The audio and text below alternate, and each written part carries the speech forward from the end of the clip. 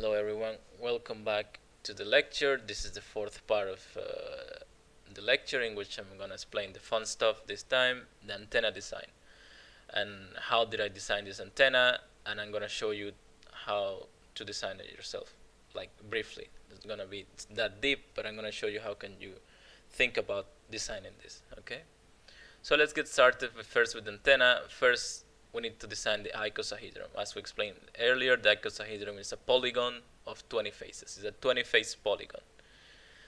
And for you to do that, you can use any software. I use AutoCAD. And the Sierpinski fractal design is a pentagon with side lengths of 30 millimeters and the triangles of side length of 14 millimeter. Okay. So the pentagon, first we start with a pentagon here. I don't know if you can see it. We're gonna get into it.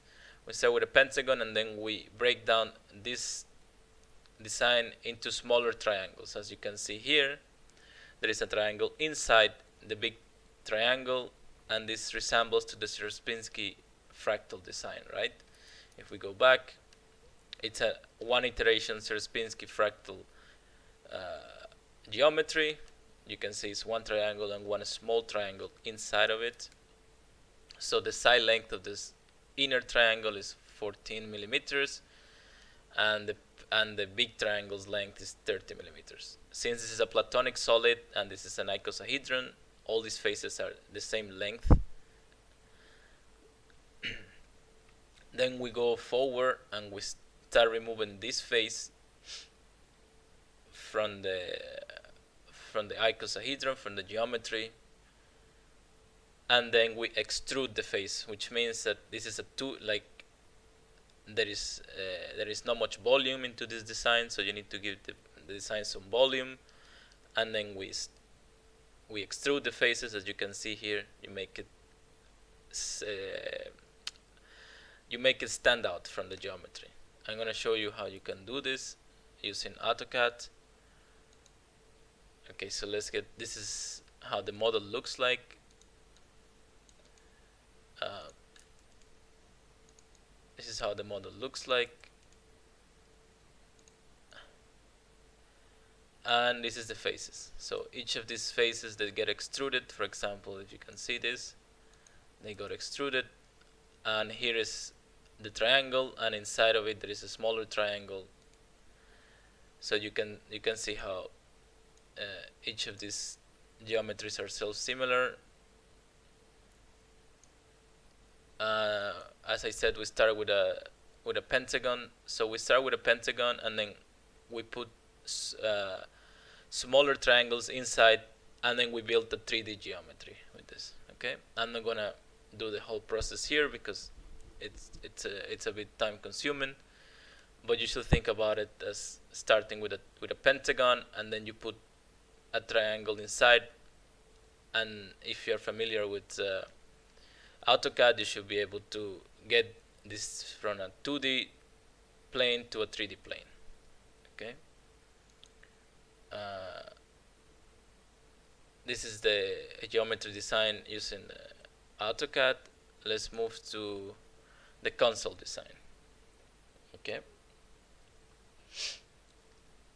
So in the console design, it was a bit more tricky because in console you need console, as many of you might know, or the ones who don't know, console is a multi-physics software, so you need to know the physics and know the math in order for you to simulate some stuff, and to need to understand what is the physical phenomenon behind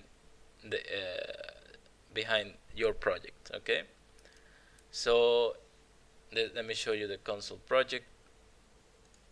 So we go here, and in console you have the opportunity or the advantage to import your design from AutoCAD to console, and that's what I did. So as you can see here, this is the geometry, and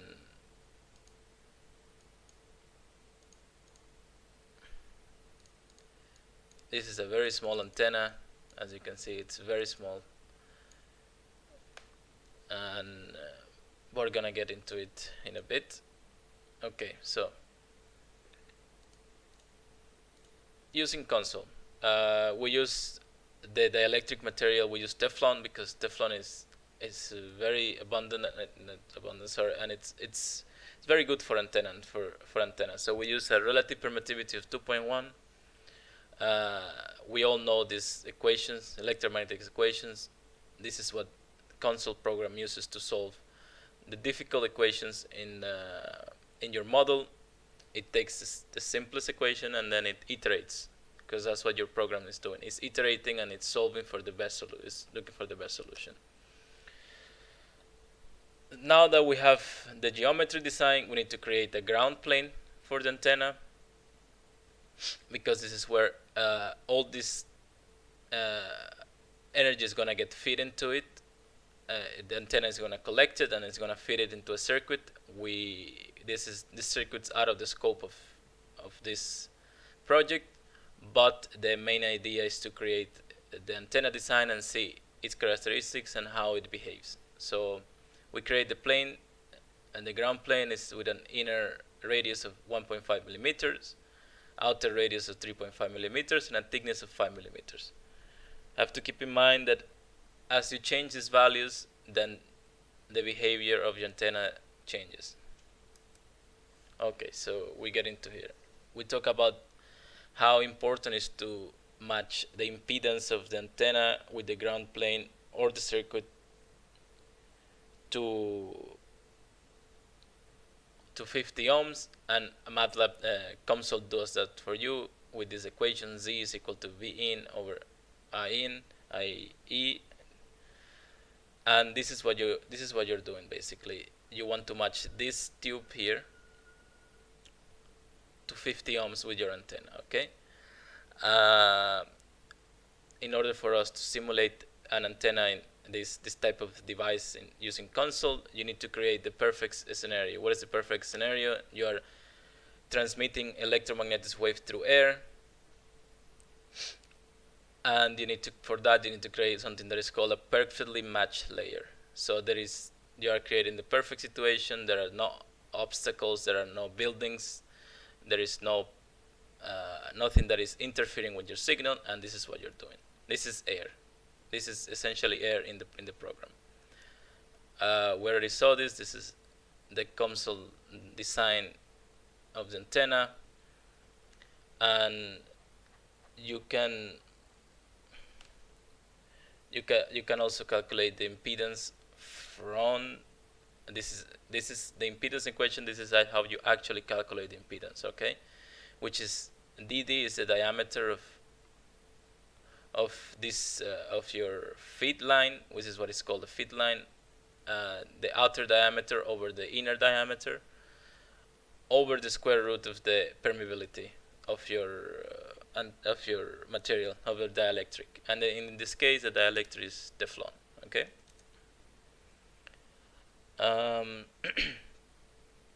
We're feeding this antenna with 1 volt. This is the feeding line, and it's a coaxial cable. It's just a cable that has an inner and an outer radius. It's very simple, and I'm gonna show you how it's done right now. Okay, so we're using console for this. So basically we need to create a perfect electric conductor, because you want to have all the perfect scenario for your antenna. So the perfect electric conductor is this small line here. So there is very minimal losses here, like there should be minimal losses here. You create the long port. The long port is where you're gonna feed this antenna with 1 volt. Okay, once we're sending electromagnetic waves, and this is getting translated into voltage, and you're gonna feed it from this point. Okay. The far field domain. This is what we talk about, the air. So things are going around your antenna, and they're getting and your antenna is harvesting them or catching them to its best, and that's what you do basically. This is air, and the air is being the air is carrying out this power and your antenna is receiving it. As for the geometry, okay, this is the ground plane. I hope you can see it. Okay, so this is the ground plane. Now we talk about, and this is the feeding line. So basically, this is the only thing you need to do in console. You need to create the ground plane and the air, which is the what surrounds the antenna, the perfectly matched layer. In order for you or for anyone to be able to model something in console, you need to go to the next step, which is you need to mesh. And a mesh is the way that you're telling the system, or the program in this case, to how is it going to calculate this, okay? So it breaks the problem into small pieces, and depending on how good your computer is and how good your design is, you can make this mesh even smaller and smaller and smaller. But if you make it smaller, then it takes more time for it to get solved, to be solved. So you need to keep that in mind. So this means that your problem is going to be broken down into smaller pieces, and it's going to be solved individually. Okay, I hope this was clear for all of you. See you in the next lecture.